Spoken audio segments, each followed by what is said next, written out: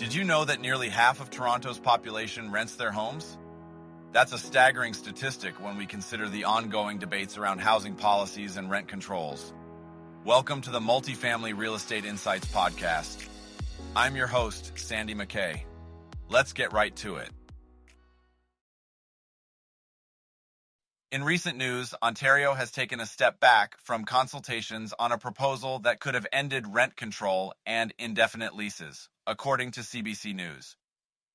This decision comes after significant pushback from politicians, housing advocates, and renters across the province. The proposal, which was part of a new housing bill introduced by Premier Doug Ford's government, aimed to explore alternative options for lease expiry rules, potentially granting landlords more control over who occupies their units and for how long, based on market conditions and personal needs.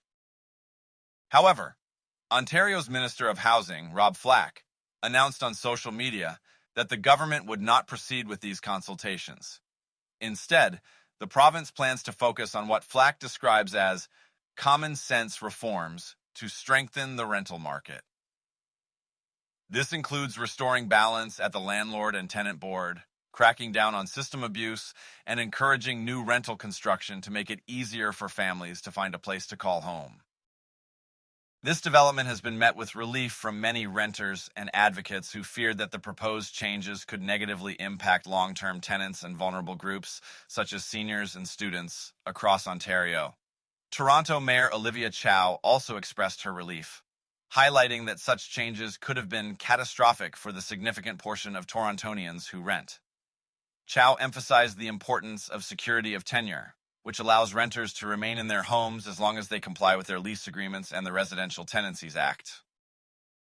The proposal had sparked significant concern, with many seeing it as a threat to renters' rights. Mayor Chow pointed out that the rest of Bill 60 still poses challenges, including potential erosion of renters' rights at the landlord and tenant board, and reduced compensation for tenants evicted through no fault of their own. She advocates for the return of rent control for all units, including those built after 2018, and a strengthening of renters' rights. In this situation underscores the ongoing challenges and debates within Ontario's rental market.